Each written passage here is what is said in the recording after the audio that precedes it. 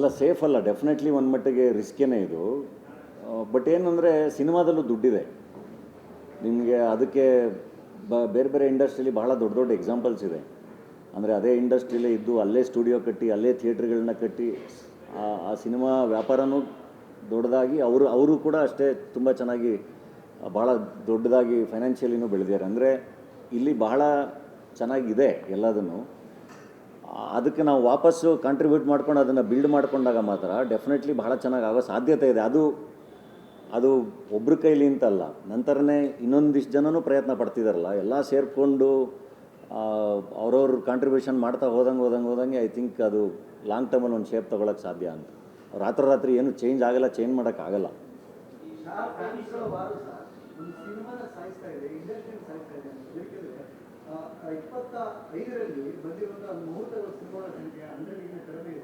ಒಂದು ಕಾಲದಲ್ಲಿ 150, 250 ಸಿನಿಮಾಗಳು 34 ದಿನಗಳಿತ್ತು. ಐ ಥಿಂಕ್ ಈ ಲಾಸ್ಟ್ ಇಯರು 100 ಒಂದು 50-60 ಈ ಥರದ ಒಂದು ನಂಬರ್ ಇದೆ. ಐ ಥಿಂಕ್ 27-28 ಒಳಗಡೆ ಥಿಯೇಟ್ರುಗಳು ಹೆಂಗೆ ಮಾಯ ಆಗಿದೆ, ಅದೇ ರೀತಿ ಸಿನಿಮಾಗಳು ಕೂಡ ಮಾಯ ಆಗುವ ಸಾಧ್ಯತೆಗಳು ಇದೆ ಅನ್ನುವಂಥ ಚರ್ಚೆ ಆಗ್ತಾ ಇದೆ ಸರ್.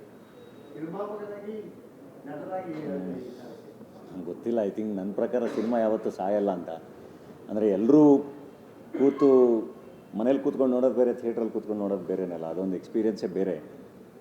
ಒಂದು ಹೆಲ್ದಿ ಕಾಂಪಿಟೇಷನ್ ಇರಬೇಕು. ನಾನು ಹೇಳ್ತಿರೋದು ನನಗೆ ಈ ಹೀರೋ ಇಷ್ಟ, ಅವ್ರ ಸಿನಿಮಾ ಚೆನ್ನಾಗಿದೆ, ನನಗೆ ಈ ಹೀರೋ ಇಷ್ಟ ಅಥವಾ ಈ ಡೈರೆಕ್ಟರ್ ಇಷ್ಟ, ಅವ್ರ ಸಿನಿಮಾ ಚೆನ್ನಾಗಿದೆ ಅನ್ನೋದರಲ್ಲಿ ಐ ಡೋಂಟ್ ಥಿಂಕ್ ಅದರಲ್ಲೇನು ತಪ್ಪಿಲ್ಲ. ಒಂದು ಹೆಲ್ದಿ ಕಾಂಪಿಟೇಷನ್. ಬಟ್ ಆ ಪದಗಳೇ ಇಲ್ವಲ್ಲ ಇವಾಗ ಪದಗಳಿರೋದೇ ವಾರ್ ರೂಮು. ಕಾಂಪಿಟೇಷನ್ ಪದ ಎಲ್ಲಿದೆ? ಅದರಲ್ಲೂ ಹೆಲ್ದಿ ಕಾಂಪಿಟೇಷನ್ ಅದು ಎಲ್ಲ ಸ್ಕೂಲ್ಗೆ ಮರೆತೋಯ್ತು. ಸ್ಪೋರ್ಟ್ಸ್ಮೆನ್ಶಿಪ್ ಅಂತೀವಿ, ಎಲ್ಲಿದೆ ಅದು? ಸೋತರು ಗೆದ್ದರು ಒಬ್ರಿಗೊಬ್ರು ಕೈ ಕೊಟ್ಟು ತಪ್ಕೊಂಡೆಲ್ಲ ಹೋಗಿತ್ತು, ಅದು ಎಲ್ಲಿದೆ ಇವಾಗ ಅವ್ನು ಗೆದ್ನ ಅವ್ನು ಸೋತ್ನ ನಮ್ಮ ಅದೇನೋ ಹೋಗ್ತಾ ಇರೋದು ಹಿಂಗೆ, ಅದೇನೋ ಬೇರೆ ನಡೀತಾ ಇದೆ. ಸೊ ಇದ್ರ ಮಧ್ಯೆ ನಾನೇನು ಆನ್ಸರ್ ಮಾಡೋಕ್ಕಾಗುತ್ತೆ? ನಂದು ಎಲ್ಲದು ಬರೀ ಆಶಯ ಅಷ್ಟೇ. ಹಿಂಗಿದ್ರೆ ಚೆನ್ನಾಗಿರುತ್ತೆ, ಹಿಂಗಿದ್ರೆ ಯಾಕಂದರೆ our childhood was very good. ಬಹಳ ಅಂದರೆ ಬಹಳ ಚೆನ್ನಾಗಿತ್ತು, ಎಲ್ಲವೂ ಭಾಳ ಚೆನ್ನಾಗಿತ್ತು. ಪರಿಸ್ಥಿತಿಗೆ ತುಂಬಾ ಮುಖ್ಯ ಅದು ಕಾಣಿಸ್ತಾ ಇದೆ ಇಂಡಸ್ಟ್ರಿ.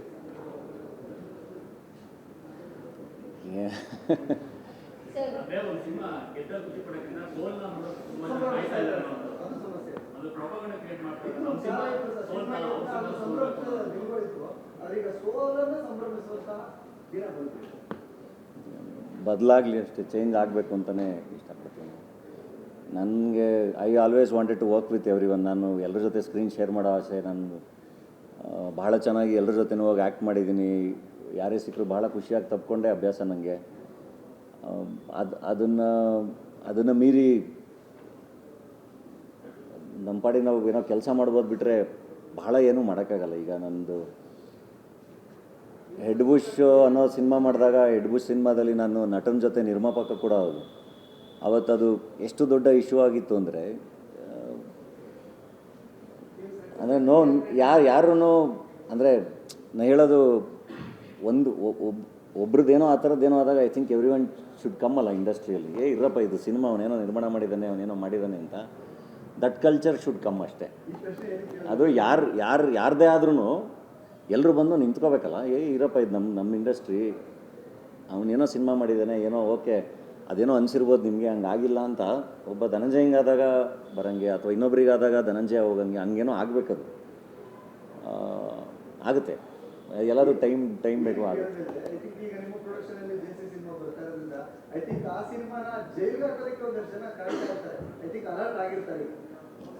ಹಂಗೆಲ್ಲ ಏನೂ ಆಗಲ್ಲ. ಆಯ್ತು, ಐ ಡೋಂಟ್ ಥಿಂಕ್ ಆ ಥರ ಏನೋ ಇರುತ್ತೆ ಅಂತ. ಆ ಥರದ್ದೇನೋ ನನಗೆ ಕಾಣಿಸ್ತಾ ಇಲ್ಲ. ಡೆಫಿನೆಟ್ಲಿ ಸಿನಿಮಾ ಚೆನ್ನಾಗಿದ್ರೆ ಎಲ್ಲರೂ ಬಂದು ನೋಡ್ತಾರೆ. ಆ್ಯಂಡ್ ಚೆನ್ನಾಗಿದೆ ಕೂಡ ಸಿನಿಮಾ. ಅದು ಸರ್, ಈಗ ನಿನ್ನೆ ನಡೆದ ಫಿಲ್ಮ್ ಫೆಸ್ಟ್, ಬೆಂಗಳೂರು ಫಿಲ್ಮ್ ಫೆಸ್ಟಲ್ಲಿ ಪ್ರಕಾಶ್ ರಾಜ್ ಅವರು ಒಂದು ಮನವಿಯನ್ನು ಮಾಡ್ತಾರೆ ಸಿದ್ದರಾಮಯ್ಯ ಅವರನ್ನ. ಪ್ಯಾಲೆಸ್ಟೈನ್ ಸಿನಿಮಾಗಳನ್ನು ಅವಕಾಶ ಮಾಡಿಕೊಡ್ಬೇಕು ಇಲ್ಲಿ. ಯಾಕಂದರೆ ಕೇರಳದಲ್ಲಿ ರೀಸೆಂಟಾಗಿ ಫಿಲ್ಮ್ ಫೆಸ್ಟ್ ನಡೆದಾಗ ಸಿನಿಮಾಗಳನ್ನು ಅಲ್ಲಿ ಅವಕಾಶ ಮಾಡಿಕೊಂಡಿದ್ದಾರೆ ಪ್ರದರ್ಶನ ಮಾಡಿ. ಬಟ್ ಕರ್ನಾಟಕದಲ್ಲಿ ಅವಕಾಶ ಮಾಡಿಕೊಡ್ತೀವಿ. ಸೊ ಕಲಾವಿದರಾಗಿ ಏನು ಹೇಳ್ತೀರಾ ಅಂದರೆ ಸಿನಿಮಾದಲ್ಲಿ ರಾಜಕೀಯ ನಡೀಬಾರ್ದು ಅನ್ನೋದು ಅವ್ರ ಸ್ಟೇಟ್. ನಂಗೆ ಗೊತ್ತಿಲ್ಲ. ಅಂದರೆ ಆ್ಯಕ್ಚುಲಿ ನಂಗೆ ಇದ್ರ ಬಗ್ಗೆ ಇನ್ಫಾರ್ಮೇಷನ್ನೇ ಇಲ್ಲ. ಇವಾಗ ನಾನು ಗೊತ್ತಿರೋ ವಿಷಯದ ಬಗ್ಗೆ ನಾನು ಮಾತಾಡ್ಬೋದು. ಸೊ ನೀವು ಕೇಳಿದ್ದು ಅವ್ರೇನು ಹೇಳಿದ್ದಾರೆ ಅಥವಾ ಇಲ್ಲೇನು ಆಗಿದೆ, ಯಾವ ಸಿನಿಮಾ ಬಿಟ್ಟಿದ್ದಾರೆ, ಅದ್ರ ಬಗ್ಗೆ ಡೆಫಿನೆಟ್ಲಿ ನನಗೆ ಇನ್ಫಾರ್ಮೇಷನ್ ಇಲ್ಲ. ಸೊ ನನ್ನ ಪ್ರಾಪರ್ ಇನ್ಫಾರ್ಮೇಷನ್ ಇಲ್ದಲೇ ಕಮೆಂಟ್ ಮಾಡೋದು ಚೆನ್ನಾಗಿರಲ್ಲ. ಇಲ್ಲ, ಸದ್ಯಕ್ಕೆ ಕನ್ನಡ ಅಷ್ಟೇ ಫೋಕಸ್ ಮಾಡ್ತಾ ಇದ್ದೀನಿ. ಹಾಂ, ಇಲ್ಲ ಪ್ರೊಡಕ್ಷನ್ ಅಷ್ಟೇ. ನನಗೆ ಅದು ಬ್ಲಿಂಕ್ ಅಂತೇಳಿ ಸಿನಿಮಾ ಮಾಡಿದ್ದೀನಿ ನಮ್ಮ ಶ್ರೀನಿಧಿ. ನಾನು ಬ್ಲಿಂಕ್ ಸಿನಿಮಾ ನೋಡಿದ್ದೆ, ನಂಗೆ ಭಾಳ ಇಷ್ಟ ಆಗಿತ್ತು. ಯಾರು ಈ ಹುಡುಗ ಅಂತ. ಅವನು ಶ್ರೀನಿಧಿ ಬಂದು ಕತೆ ಹೇಳಿದಾಗ ನನಗೆ ಇಷ್ಟು ಹೆಂಗೆ ಹುಡುಗ, ಆಮೇಲೆ ಅವ್ನು ಭಾಳ ಚೆನ್ನಾಗಿ ಹೇಳ್ದ ನನ್ನ ಕತೆ. ಇಲ್ಲ ಇದು ಮಾಡಬೇಕು ಅಂಥೇಳಿ ಮಾಡಿದ. ಅಂದರೆ ಬ್ಲಿಂಕ್ ಆದಮೇಲೆ ಮತ್ತೆ ಎಲ್ಲಿ ಏನು ಮಾಡ್ತಿದ್ದೀವಿ ಅಂದರೆ, ಇಲ್ಲ ಏನೋ ಮಾಡ್ತಾಯಿದ್ದೀವಿ, ಕತೆ ಬರಿತಾಯಿದ್ದೀವಿ ಅಂತ. ನೋಡಿ, ಹಂಗೆ ಒಂದು ಸಿನಿಮಾ ಚೆನ್ನಾಗಾದಾಗ ಐ ಥಿಂಕ್ ಆ ಡೈರೆಕ್ಟ್ರುಗಳನ್ನ ಪ್ರೊಡಕ್ಷನ್ ಹೌಸಸ್ ಪಿಕ್ ಮಾಡಬೇಕು, ಅವ್ರಿಗೆ ಕೆಲಸ ಮಾಡಿಸ್ಬೇಕು.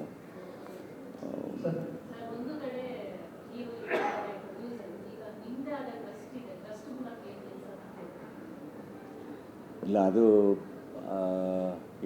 ಅದೇನಾಗ್ತಿತ್ತು, ಈ ನಮ್ಮ ಇಲ್ಲೆಲ್ಲಿ ಪವಿತ್ರ ಅಂದರೆ ಈ ಸ್ಕೂಲ್ಗಳು ಶುರುವಾಗೋ ಟೈಮಲ್ಲಿ ಬಹಳಷ್ಟು ರಿಕ್ವೈರ್ಮೆಂಟ್ ಬರುತ್ತೆ. ಅಂದರೆ ಮಕ್ಕಳಿಗೆ ಫೀಸ್ ಕಟ್ಟೋವಂಥದ್ದು. ಸೊ ಆ ಥರದ್ದು ಇದಕ್ಕೆ ಅಂತಲೇ ಅದನ್ನು ಫಸ್ಟು ನಾನು, ಯಾಕಂದರೆ ಕಟ್ತಾಯಿದ್ವಿ, ಯಾರೋ ಬರೋರು, ಸೊ ಹಿಂಗೆ ಯಾರ ಮೂಲಕನೋ, ಈಗ ಇವ್ರ ಮೂಲಕ ಅಥವಾ ನನ್ನ ಯಾರೋ ಸ್ನೇಹಿತರ ಮೂಲಕ, ಹಿಂಗೆ ಮೀಡಿಯಾದಲ್ಲಿ ಜರ್ನಲಿಸ್ಟ್ಗಳ ಮೂಲಕನೇ, ಸೊ ಹಿಂಗೆಲ್ಲ ಜಿನೈನ್ ಇದು ಬಂದಾಗ ಅವ್ರ ಫೀಸ್ಗಳನ್ನ ಅಂದರೆ ಅವ್ರು ಕರೆಕ್ಟಾಗಿ ಬ್ಯಾಕ್ಗ್ರೌಂಡ್ ಚೆಕ್ ಮಾಡಿ. ಯಾಕಂದರೆ ಐ ಬಿಲೀವ್ ಎಜುಕೇಷನ್ ಇದೆಯಲ್ಲ, ಅದು ಭಾಳಷ್ಟು ಬದುಕುಗಳನ್ನ ಚೇಂಜ್ ಮಾಡುತ್ತೆ ಅಂತ. ಈಗ ನಮ್ಮ ಫ್ಯಾಮಿಲಿಯಲ್ಲಿ ದ ಫಸ್ಟ್ ಜನ್ರೇಷನ್ ಎಜುಕೇಷನ್ ಯಾರಿಗಿದೆ, ನಮ್ಮ ತಂದೆಯವ್ರಿಗಿದೆ. ಅವರೆಲ್ಲ ಶಾಲೆ ಬಿಟ್ಟಿರೋರನ್ನ ಕರ್ಕೊಬಂದು ಸ್ಕೂಲಿಗೆ ಸೇರಿಸಿ ಅದೇನೋ ಆಗಿ ಇವತ್ತು ಅವರೆಲ್ಲ ಟೀಚರ್ಸ್ ಆಗಿ ಅವರು ನಮಗೆ ಎಜುಕೇಷನ್ ಕೊಟ್ಟಿರೋದಕ್ಕೆ ನಾವು ಇವತ್ತವರೆಗೂ ಇಲ್ಲಿವರೆಗೂ ಬಂದಿದ್ದೀವಲ್ವ.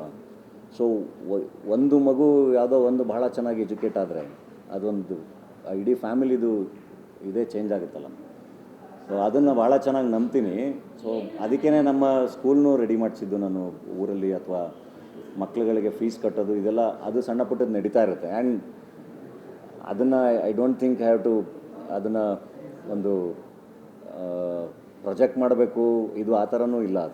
ಅದು ನಮ್ಮ ಮದುವೆ ಟೈಮ್ ಆಗಿರೋದಕ್ಕೆ ಸ್ಕೂಲ್ದೊಂದು ಮುಂದಕ್ಕೆ ಬಂತು, ಬಿಟ್ಟರೆ ಬೇರೆ ಕೆಲಸಗಳೇನು ನಡಿಬೇಕು ಅದು ನಡೀತಾ ಇರುತ್ತೆ. ಸರ್, ನೀವು ನಡೆಸಿರೋ ಸಿಬ್ಬಂದಿ ಯಾಕೆ ಸಾಮಾನ್ಯವಾಗಿ ಇದರಿಂದ ಇಷ್ಟೊಂದೆಲ್ಲ ತಡ ಆಗಿರಲಿಲ್ಲ? ಒಂದು 2 ವರ್ಷ ಏನೋ ವ್ಯಾಪಾರ ಅದು ಅಂದರೆ ಅಂದರೆ ಕೆಲವೊಂದು ನಮ್ಮ ಕಂಟ್ರೋಲ್ ಇರೋಲ್ಲ. ಬಹಳಷ್ಟು ರೀಸನ್ಸ್ಗಳಿಗೆ ಏನಾಗುತ್ತೆ, ಕೆಲವೊಂದು ಪ್ರಾಜೆಕ್ಟ್ಗಳು ಡಿಲೇ ಆಗ್ತಾ ಹೋಗುತ್ತೆ. ಸೊ ಹಾಗೆ ನಾನು ಕೋಟಿ ಆದಮೇಲೆ ಜಾಸ್ತಿ ಶೂಟ್ ಮಾಡೋಕ್ಕಾಗಲಿಲ್ಲ. ಉತ್ತರಾಖಂಡ ನಮ್ಮದು ಅದೇನು ಪ್ಲ್ಯಾನ್ ಮಾಡಿದ್ವಿ ಅದು ಮುಗಿದು ರಿಲೀಸ್ ಆಗಬೇಕಾಗಿತ್ತು. ಸೊ ಅದ್ರ ಮೇಲೆ ಫೋಕಸ್ ಮಾಡ್ತಾಯಿದ್ವಿ. ಆ್ಯಂಡ್ ಹಾಗಾಗಿ ಬೇರೆ ಎಲ್ಲ ಶುರುವಾಗೋದು ಸ್ವಲ್ಪ ತಡ ಆಯಿತು. ಆ್ಯಂಡ್ ಉತ್ತರಾಖಂಡ ಡೆಫಿನೆಟ್ಲಿ ಮಾಡ್ತೀವಿ, ಅದು ಸದ್ಯಕ್ಕೆ ಆಗಿಲ್ಲ. ಬಟ್ ಶಿವಣ್ಣ ಜೊತೆನೂ ಮಾತಾಡಿದ್ದೀನಿ. ಆ್ಯಂಡ್ ಅದ್ರದ್ದು ಸ್ಕ್ರಿಪ್ಟ್ ವರ್ಕ್ ನಡೀತಾ ಇದೆ. ಅಂದರೆ ಸ್ವಲ್ಪ ಡಿಲೇ ಆಯ್ತಲ್ಲ, ಅದನ್ನು ರಿಫೈನ್ ಮಾಡಬೇಕು. ರಿಫೈನ್ ಮಾಡಿ ಅದನ್ನು ಭಾಳ ದೊಡ್ಡದಾಗಿ ಬೇರೆ ಥರ ಮಾಡಬೇಕು ಅಂತ. ಯಾಕೆಂದರೆ ಎಲ್ಲೋದ್ರೂ ಉತ್ತರಾಖಂಡದ ಬಗ್ಗೆನೇ ಕೇಳ್ತಾರೆ. ಡೆಫಿನೆಟ್ಲಿ ನಂದು ಈಗ ಶೂಟಿಂಗ್ಗಳು ನಡೀತಿದೆಯಲ್ಲ, ಇದು ಮುಗಿಸಿ ಉತ್ತರಾಖಂಡನ ಟೇಕ್ ಆಫ್ ಮಾಡ್ತೀವಿ. ಈಗಿನ ಕ್ಲೈಮೇಟಲ್ಲಿ ಪ್ರೊಡ್ಯೂಸರ್ ಆಗಿರೋದು ಯಾವ ಥರ ರಿಸ್ಕಿ ಅಂತ? ಬಿಕಾಸ್ 1-2 ಎಕ್ಸಾಂಪಲ್ಸ್ ಬರ್ಬೋದು, ಸೂಫ್ರಮ್ಸು ಆ ಥರ ಅಂತ ಎಲ್ಲರೂ ನೋಡ್ತಾರೆ. ಬಟ್ ಈವನ್ ಸ್ಟಾರ್ ಸಿನಿಮಾಗಳಿಗೇ right from Saturday Sunday to pull the crowd is very difficult. So ಅಂಥದ್ರಲ್ಲಿ you are introducing new names and ಅಂದರೆ ಯಂಗ್ಸ್ಟರ್ಸ್ ಜೊತೆ ಕೆಲಸ ಮಾಡ್ತಾ ಇದ್ದಾರೆ as a producer. So how difficult it is ಅಂದರೆ ಇಫ್ ಯು ಇನ್ವೆಸ್ಟ್ ಮನಿ, ನಿಮ್ಗೆ return of investment ಬರೋದಕ್ಕೆ ಎಷ್ಟು ಕಷ್ಟ ಇದೆ. ನನಗೆ ನಾನು ಹೇಳೋದ್ನಲ್ಲ, ಲಾಸ್ಟ್ ಪ್ರಾಜೆಕ್ಟು ನಮಗೆ ಅದು ಆ್ಯಕ್ಚುಲಿ ಪ್ರಾಪರಾಗಿ ಒಳ್ಳೆ ಏಟನೇ. ಅದು IPL ಟೈಮಲ್ಲಿ ರಿಲೀಸ್ ಮಾಡಿದ್ವಿ ಇದು ಎಲ್ಲ. ಆ್ಯಂಡ್ ಇವಾಗ ಮೊದಲು ಥರ ನಾನ್ ಥಿಯೇಟ್ರಿಕಲ್ಲೆಲ್ಲ ಇಲ್ಲ. ನಾವು ಅಂದರೆ ಈ ಪ್ರೊಡಕ್ಷನ್ ಹೌಸಿಂದ ಮಾಡಿದ್ರೆ OTT ಸೇಲ್ ಆಗಿಬಿಡುತ್ತೆ ಅಥವಾ TV ಸೇಲ್ ಆಗಿಬಿಡುತ್ತೆ, ಈ ಥರದ್ದು ಯಾವುದೇ ವ್ಯವಸ್ಥೆ ಇಲ್ಲ. Ultimately if it works in theatre, ಅಲ್ಲಿಗೂ ಥಿಯೇಟ್ರಲ್ಲಿ ಸಲ್ಲಿದ್ರೆ ಮಾತ್ರ ಬೇರೆ ಕಡೆ ಸಲ್ಲುತ್ತೆ. ಸೊ ಆ ಥರದ ವ್ಯವಸ್ಥೆ ಇರೋದು. ಆ್ಯಂಡ್ ಥಿಯೇಟ್ರಿಗೇ ಸಿನಿಮಾ ಮಾಡಬೇಕು. ಹಾಗಂತ ನಾವು ಪ್ರಯತ್ನನೇ ನಿಲ್ಲಿಸ್ಬಿಡೋಕ್ಕೂ ಆಗಲ್ಲಲ್ಲ. ಎಲ್ಲೋ ಒಂದು ಕಡೆ ಆ ರಿಸ್ಕ್ ಇದ್ದೇ ಇರುತ್ತೆ. ಕನ್ಸಿಸ್ಟೆಂಟಾಗಿ ಮಾಡ್ತಿದ್ದಾಗಷ್ಟೇ ಪ್ರೇಕ್ಷಕ ಕೂಡ ಒಂದು ನಂಬಿಕೆ ಇಟ್ಟು ಅವನು ನಮ್ಮ ಜೊತೆ ಟ್ರಾವೆಲ್ ಮಾಡ್ತಾನೆ ಅನ್ನೋ ಒಂದು ಹೋಪ್ ಅಷ್ಟೇ. ಆ್ಯಂಡ್ ಅದೇನೋ ಒಂದು ಒಳ್ಳೆ ಕಥೆ ಹೇಳಿದಾಗ ಅದೇನೋ ಒಂದು ಆಗುತ್ತೆ ಅನ್ನೋ ಒಂದು ಹುಚ್ಚು ಅದು. ಸರ್ ಇಲ್ಲಿ ನೀವು ಸರ್ ಉತ್ತರಾಖಂಡ ಸಿನಿಮಾ ಅನೌನ್ಸ್ ಆದಮೇಲೆ ತುಂಬಾ ನಿರೀಕ್ಷೆ ಇತ್ತು ನನಗೆ. ಅದು ಏನಾಯಿತು ಗೊತ್ತಿಲ್ಲ, ಸಿನಿಮಾ ಅವೆಲ್ಲ ಡೈರೆಕ್ಟರಿಂದ ಯಾವುದೋ ಅಪ್ಡೇಟ್ ಬಂದಿಲ್ಲ. ಆ್ಯಂಡ್ ನಿರ್ದೇಶಕರ ಬಗ್ಗೆ ನೀವು ಹೇಳೋದು ಮಾತುಕತೆ ಆಗಿದೆಯಾ ಅಥವಾ ಯಾಕಂದರೆ ಅಭಿಮಾನಿಗಳು ಶಿವನವರು ಮತ್ತು ನಿಮ್ಮ ಕಾಂಬಿನೇಷನ್ ತುಂಬ ಇಷ್ಟಪಡ್ತಾರೆ.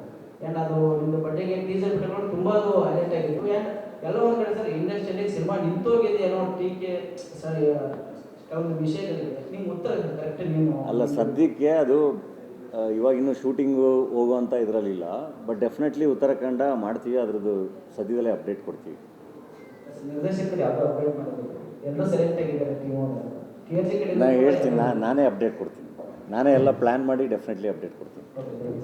ಸರ್ ನೀವು ನಟರಾಗಿ ಒಂದು ಲೆವೆಲ್ಗೆ ಬಂದ್ರಿ, ನಿರ್ಮಾಪಕರಾಗಿ 6 ಸಿನಿಮಾಗಳನ್ನು ನಿರ್ಮಾಣ ಮಾಡಿದ್ರಿ. ಡೈರೆಕ್ಟರ್ ಧನಂಜಯ್ ಅವರನ್ನ ನಾವು ಯಾವಾಗ ನೋಡೋದು? ನಿಮಗೆ ಸ್ಟೋರಿ ಟೆಲ್ಲಿಂಗಿಗೆ ಡೈರೆಕ್ಷನ್ ಬೆಸ್ಟ್ ಅಂತ ಅನ್ಸಲ್ವಾ? ಹೇಗೆ? ಅಲ್ಲ, ನನಗೂ ಇಷ್ಟ ಆದರೆ ಅದೊಂದು ಭಾಳ ದೊಡ್ಡ ಜವಾಬ್ದಾರಿ ಅಲ್ಲ. ಸೊ ಈಗ ನಾನು ಡೈರೆಕ್ಟ್ ಮಾಡ್ತೀನಿ ಅಂತ ಬಂದರೆ I think I have to set a standard. ನಾನು ಏನಾದರೂ ಮಾಡಿದ್ರೆ ಒಂದು ಸ್ಟ್ಯಾಂಡರ್ಡ್ ಸೆಟ್ ಮಾಡೋದಕ್ಕಾದರೆ ಮಾತ್ರ ನಾನು ಎಂಟರ್ ಆಗಬೇಕು. ಸೊ ಆ ಕಾನ್ಫಿಡೆನ್ಸ್ ಬಂದಿದ್ದೀನ ಡೆಫಿನೆಟ್ಲಿ ಮಾಡ್ತೀನಿ. ಬಟ್ ನಿಮ್ಗೆ ಇದಿದೆಯಾ ಮಾಡಬೇಕು ಅನ್ನೋ ಖಂಡಿತ ಇದೆ, ಖಂಡಿತ ಇದೆ. Thank you. ಗೆಲುವುಗಳೆಲ್ಲವೂ ಕಾಮನ್, ಪ್ರಯತ್ನ ಯಾವುದು ಮುಖ್ಯವಾಗಿರುತ್ತೆ ಅನ್ಕೊಳ್ಳೋಣ. ಇಷ್ಟು ವರ್ಷಗಳಲ್ಲಿ ನಿಮ್ಮ ಕ್ರಾಫ್ಟಲ್ಲಿ ನೀವು ಕಂಡುಕೊಂಡ ಬದಲಾವಣೆಗಳು?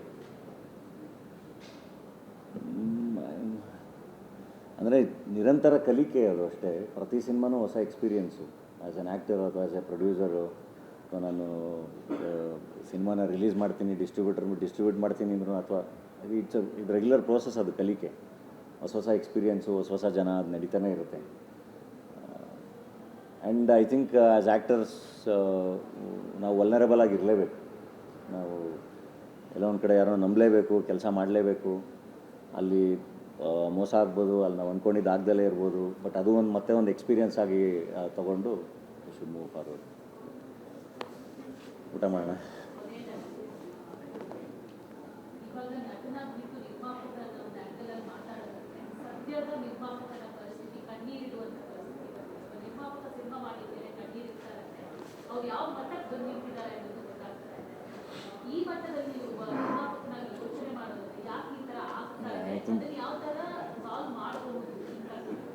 ನಿರ್ಮಾಪಕರುಗಳು ಈಗ ಬೇರೆ ಬಿಸ್ನೆಸ್ ಹೆಂಗೆ ಮಾಡ್ತೀವಲ್ಲ, ಸಿನಿಮಾನೂ ಕೂಡ ಅದೇ ಥರನೇ. ಬೇರೆ ಯಾವುದೇ ವ್ಯಾಪಾರ ಮಾಡಬೇಕಾದ್ರೆ ಅದ್ರ ಬಗ್ಗೆ ಎಲ್ಲ ಕರೆಕ್ಟಾಗಿ ತಿಳ್ಕೊಂಡು, ಕರೆಕ್ಟಾಗಿರೋ ಅಸೋಸಿಯೇಷನ್ಸ್ ಮಾಡಿಕೊಂಡು ಕರೆಕ್ಟಾಗಿ ಸಿನಿಮಾ ಮಾಡ್ತೀವಲ್ವಾ.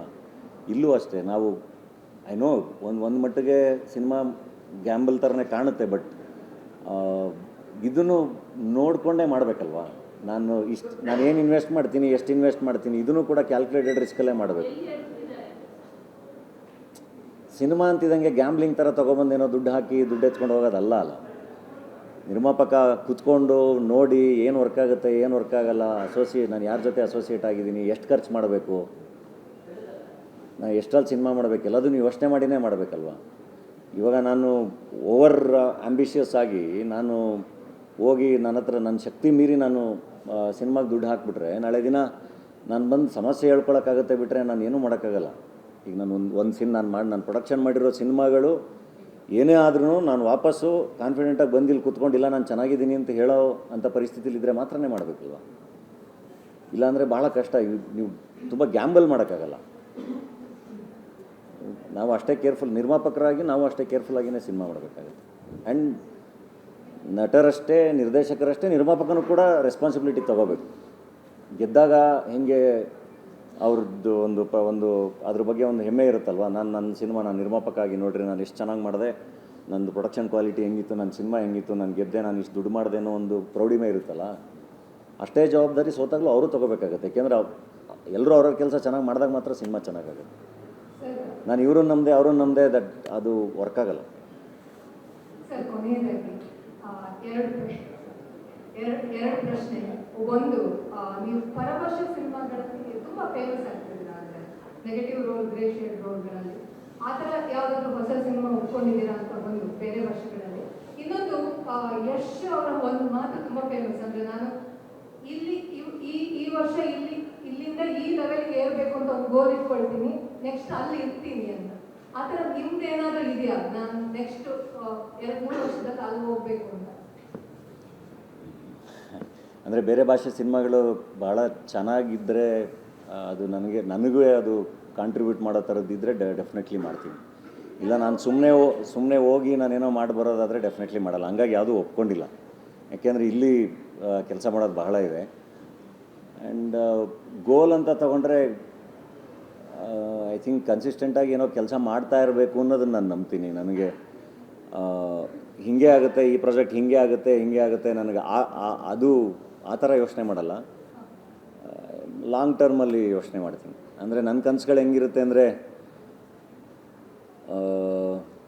ಹಿಂಗೋಗಿ ತಿರುಗಿ ನೋಡಿದ್ರೆ ಒಂದಿಷ್ಟು ಜನ, ಈಗ ನನ್ನ ಪ್ರೊಡಕ್ಷನಿಂದ ಬಂದಿರೋರು ಅಥವಾ ಜೊತೆಗೆ ಬಂದಿರೋರು ಎಲ್ಲರೂ ಇಂಡಿಪೆಂಡೆಂಟಾಗಿ ಒಂದು ದೊಡ್ಡ ಆರ್ಗನೈಸೇಷನ್ ಆಗಿ ಬೆಳೆದ್ಬಿಟ್ರೆ ಇಂಡಸ್ಟ್ರಿ ಎಷ್ಟು ದೊಡ್ಡದಾಗಿರುತ್ತಲ್ವ, ಎಷ್ಟು ಚೆನ್ನಾಗಿರುತ್ತಲ್ವ, ಅದ್ರ ಮಧ್ಯ ನಾನಿರ್ತೀನಲ್ವ ಅದ್ರ ಜೊತೆಗೆ ಅಂತ.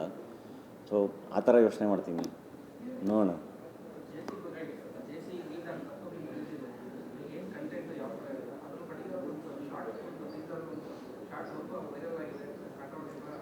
ಇಲ್ಲ, ಜುಡಿಷಿಯಲ್ ಕಸ್ಟಡಿ ಅಂದರೆ ಜೈಲ್ ಬಗ್ಗೆ ಮಾತಾಡುತ್ತೆ. ಸೊ ಜೈಲಿನ ಜೈಲಲ್ಲಿ ಏನೇನು ದೃಶ್ಯಗಳು ಕಾಣ್ಬೋದು ಅದೆಲ್ಲದೂ ಆ ಸಿನಿಮಾದಲ್ಲಿ ಇದೆ ಅಷ್ಟೇ.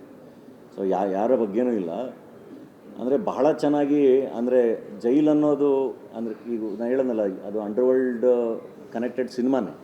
ಬಟ್ ಜೈಲ್ ಅನ್ನೋದೊಂದು ಜಾಗ, ಅದು ರಿಫಾರ್ಮೇಷನ್ಗೆ ಜಾಗ ಆಗಿರಬೇಕಲ್ಲ ಅದು.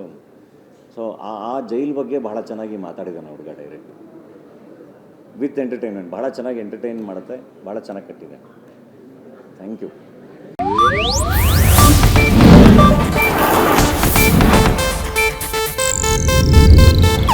ಇದು ಏಷ್ಯಾನೆಟ್ ನ್ಯೂಸ್ ನೆಟ್ವರ್ಕ್ ಪ್ರಸ್ತುತಿ.